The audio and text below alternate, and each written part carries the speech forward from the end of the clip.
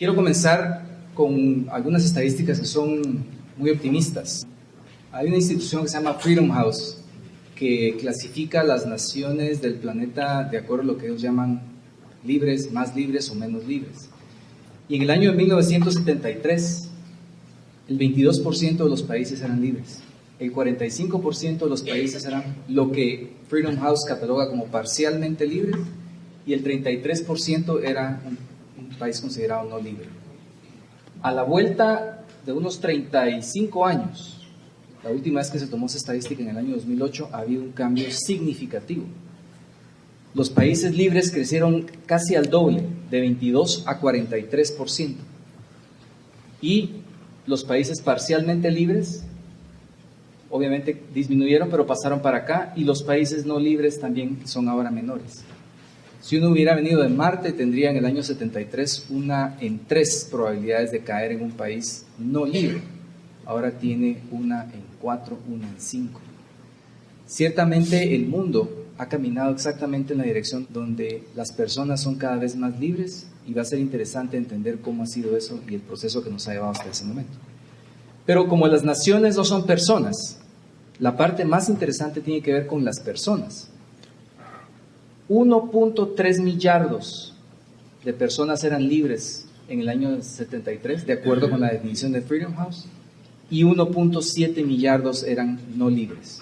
Había más personas viviendo bajo regímenes políticos que coartaban sus libertades que personas viviendo en regímenes políticos libres. Y casi podría decir que por primera vez en la historia de la humanidad se está dando el fenómeno de que hay más personas, 2.9 millardos, en regímenes libres que personas que viven en regímenes no libres. E incidentalmente, si ustedes quitan a la población de China, que es parte de este número de acá, obviamente la cifra mejora significativamente. Es fundamentalmente China quien tiene todavía esta categoría de un país no libre, y creo yo bien ganado la denominación. Pero algo está pasando en el planeta. Todas estas innovaciones están ocurriendo gracias a que la mayoría de las personas están siendo libres para innovar, están siendo libres para crear, están siendo libres para intercambiar. Y eso ha sido algo que beneficia a todo el planeta. La pregunta es si de verdad beneficia a todo el planeta. Bueno, hay otra institución que se llama el Fraser Institute y otra institución que se llama el Heritage Foundation, que crearon 2 índices distintos pero que son muy similares, llamados índices de libertad económica. Y en el último reporte de ese índice del año 2011 nos muestra esta gráfica donde podemos ver que del año 80 al año 2009 ha habido un 20% de mejora en los indicadores que tratan de medir la libertad económica. Y por libertad económica se define como 4 grandes componentes que tienen a su vez subcomponentes, pero básicamente es el tamaño del gobierno. Cuanto más grande sea el gobierno, tiende a existir un menor nivel de libertad económica. La certeza jurídica, específicamente en cuanto a derechos de propiedad, en tanto más se respeten los derechos de propiedad, más libertad económica va a existir. La libertad de comercio, sobre todo comercio exterior, cuanto más abierta sea la economía y más intercambios puedan realizar las personas, esa calificación va a tender a ser más libre. Y finalmente, la regulación sobre el crédito y los negocios y las regulaciones laborales. Cuanto más flexibles sean esas regulaciones, más tendencia va a haber a tener libertad económica. Y entonces lo que ha ocurrido en el mundo no es solo lo que ha dicho Freedom House, de que efectivamente somos políticamente más libres, sino también económicamente ha habido una tendencia a ser más libre, aunque en el año 2008-2009, como consecuencia de la crisis financiera internacional, este índice ha tendido a estancarse y a disminuir ligeramente. Sin embargo, ha habido un 20% de mejora del año 80 al año 2008-2009. ¿Qué quiere decir eso? Es rentable ser económicamente libre, porque normalmente escuchamos que el capitalismo salvaje ha creado cada vez más pobreza, más desesperanza y más cosas malas en este mundo. Vámonos a la evidencia, vámonos a la data colectada de más o menos 102 países desde el año 1980. ¿Y qué nos dice esa información? La información del Fraser Institute nos dice que los habitantes de las naciones consideradas desde el punto de vista económico más libres tienen en promedio un ingreso de $31,500 por año. y que conforme uno se va moviendo en este sector al segundo grupo de países menos libre, ese ingreso cae a menos de la mitad y después cae a 6.400 y después cae a 4.500.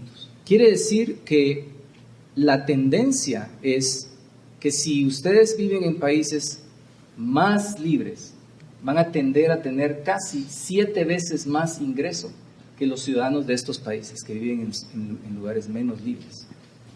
Y aquí es donde uno comienza a ver y a tratar de determinar si la correlación también es causalidad. Porque podemos ver claramente que algo están haciendo estos países en materia de las áreas que mencioné anteriormente: tamaño de gobierno, libertad de comercio, calidad de la regulación laboral, que les permite generar tal nivel de riqueza que los pone 7 veces mejor que estos ciudadanos de estos países. Eso es a nivel del ingreso o del Producto Interno Bruto por habitante. Pero como estamos hablando también de pobreza, aquí podemos ver, esta es una explicación muy sencilla de por qué la gente migra. Un pobre, que es aquel que tiene el 10% más bajo de los ingresos en cada uno de estos países, en un país considerado más libre, gana cerca de $8.700 en promedio, mientras que uno de los considerados menos libres gana $1.000 en promedio por año. O ese es su ingreso. 8 veces más. Conviene ser pobre en los países libres y no conviene ser pobre en los países no libres. Y esta es mi pequeña gráfica de por qué alguien emigra a Estados Unidos o a Europa y no a Cuba o a Venezuela. La gente podrá ser pobre, pero no es tonta. Y si queremos ponernos sofisticados desde el punto de vista económico, yo les diría que el nivel de inversión de capital por habitante en los países libres es muchísimo más alto que el nivel de inversión de capital por habitante en los países menos libres, y que los pobres, si no lo saben en esos términos, lo experimentan. Porque un peluquero de Jalapa que gana 20 quetzales por corte de cabello puede ir a San Diego a ganar $20 por corte de cabello, sin que sus habilidades hayan sido significativamente mejores, sin que él se haya capacitado, sin que él haya invertido en conocimiento o en universidad de corte y confección. Pero cuando cae en un país donde tiene una inversión de capital significativamente más alto, eso eleva el nivel de vida de todos los ciudadanos, incluyendo a los ciudadanos más pobres. Eso es lo que el capitalismo produce cuando se le permite trabajar en un ambiente de libertad. Hasta los pobres de los países ricos viven mejor que los pobres de los países pobres. Y en este caso, de los países no necesariamente pobres, sino menos libres. Y por supuesto que hay otros grandes beneficios de la libertad económica, porque desde el punto de vista de otros derechos civiles, en este caso el índice de libertades políticas, que se mide al revés, cuanto más chiquito sea, quiere decir que más libertades políticas hay, podemos ver que la libertad no solo trae mejoras en el bienestar económico o material de las personas, sino también trae mejoras en otros ámbitos de su vida, como por ejemplo en el ámbito de poder elegir y ser electo, o de tener elecciones libres y justas con cada cierto periodo de tiempo. Y claramente hay otros indicadores de estos países considerados más libres que superan con creces los indicadores de los países menos libres. Por ejemplo, un habitante de esta región o de este grupo de países vive en promedio 20 años más en su esperanza de vida al nacer que los de esta región o de ese grupo de países. La calidad de su salud es mejor, la calidad de la educación es mejor, sin tomar en cuenta que esta gráfica nos dice cómo la calidad de sus derechos civiles también es mucho mejor. O sea, la libertad, entendida como fue definida anteriormente, paga unos grandes dividendos en todos los ámbitos de nuestra vida. Ahora, obviamente, lo que estamos viendo son tendencias. La economía, contrario a lo que creen algunos, no es una ciencia natural, no es una ciencia exacta. Se parece más a una ciencia social, en donde nosotros no podemos meter en una ecuación el comportamiento de las personas. Sin embargo, sí podemos analizar cómo es el resultado del medio ambiente institucional en el cual esas personas se desenvuelven. Y podemos observar cómo a una mayor libertad económica, tiende a haber un mayor desarrollo económico medido como, por ejemplo, por el ingreso por habitante del Producto Interno Bruto. Y, digamos, esta tendencia, como les digo, no es una tendencia exacta, pero sí lo pone a uno a pensar en que probablemente esta correlación tenga muchísimo de causalidad. Que el hecho de que este país, que este puntito esté acá, no tenga que ver con la cantidad de recursos naturales, por ejemplo, sino que tiene más bien que ver con el nivel de libertad económica que existe en este país.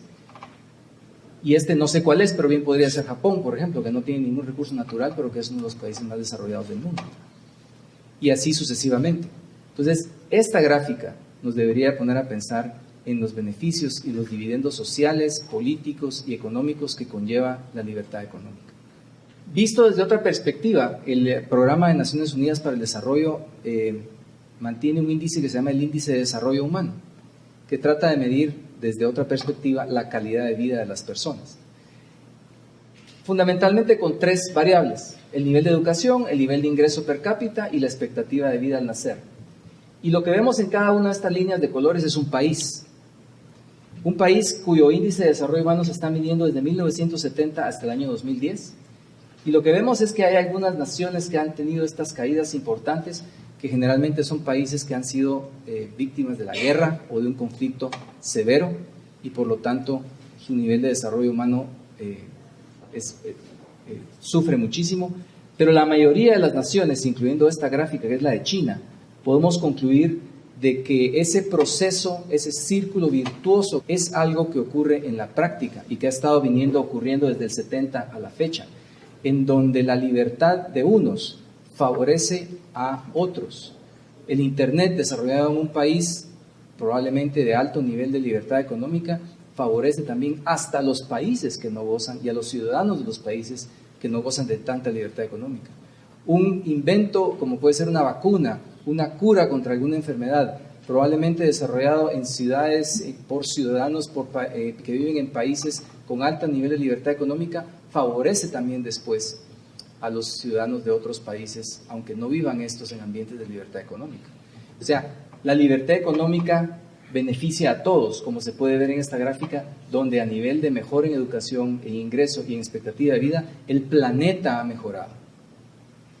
El capitalismo jala a unos y a otros, y la libertad económica beneficia a todos, aún a aquellos que no pueden gozar de esos beneficios, directamente por vivir en países que no son libres.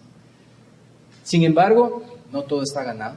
Tenemos, como decía Jefferson, el precio de la libertad es su eterna vigilancia, y ninguna de las tendencias que nosotros hemos mostrado hoy son irreversibles. ¿Quién hubiera pensado que hace 10 años se iba a dibujar un mapa de América en donde, como decía Ricardo Arjona, el norte es el sur, donde a manera de un mal chiste, Estados Unidos iba a ser clasificado como un país en donde las políticas macroeconómicas y el endeudamiento público se parecen más a las políticas de Sudamérica de los años 80, más que a las políticas sanas de un país desarrollado? Y sin embargo, la revista El Economist, que como ustedes pueden ver, soy fanático de la revista, muestra ese mapa invertido de América Latina. ¿Y quién iba a pensar que hace un par de semanas atrás, un año atrás, Standard & Poor's, la agencia calificadora de riesgo, le había hecho una baja en la calificación AAA a la deuda del gobierno de Estados Unidos? Algo que jamás nadie se hubiera imaginado, porque hasta habrían libros de texto poniendo a la tasa del gobierno federal de Estados Unidos como la tasa libre de riesgo. Y ahora Standard & Poor's le hace un downgrade. ¿Quién iba a pensar que el ciudadano norteamericano iba a ser dibujado amarrado a una gran pelota que es la deuda pública del gobierno de Estados Unidos? Y que desde el año 2000 hasta el año 2009 Estados Unidos sea clasificado en este índice de libertad económica como una de las 5 naciones que más han caído en ese índice, producto justamente de sus políticas fiscales y sus políticas de endeudamiento público y de crecimiento del tamaño del gobierno, y que iba a estar clasificado junto con este dudoso grupo honroso de Argentina y Venezuela como uno de los 5 países que más libertad económica han perdido. ¿Quién iba a imaginarse eso hace 5, hace 10 años? ¿Quién iba a imaginarse que el Economist iba a poner al euro cerca del barranco, o que hubieran puesto al euro como un meteorito que nos va a pegar y a ver si este no es el final de la Europa como se conocía anteriormente, producto también de los altos niveles de gasto público y déficit fiscal y deuda insostenible que padece hoy ese continente. Obviamente, el precio de la libertad es una eterna vigilancia. Y quizá la lección y la conclusión de la charla que tenemos para esta mañana es: la libertad económica ha progresado en el planeta, no ha sido un accidente, sino ha sido una acción deliberada de miles de personas que defendieron y defienden esa libertad todo el tiempo, que los más beneficiados han sido los más pobres de cada una de las naciones, sean estas libres o no, gracias a la innovación y al crecimiento económico que se ha dado, pero que el precio de esa libertad y de esa prosperidad es la eterna vigilancia. Mientras nosotros no bajemos la guardia y tengamos claros los beneficios de la libertad económica, entendida de esta manera, vamos a poder seguir gozando de los frutos de la prosperidad y cada vez habrán menos pobres, habrá un mejor desarrollo humano y aún los pobres de esas sociedades vivirán mejor que muchos que no gozan de esa libertad económica. Pero si perdemos el norte y nos dormimos en los laureles, cualquier cosa puede pasar y podemos perder esa libertad y esa prosperidad en un momento, en un abrir y cerrar de ojos.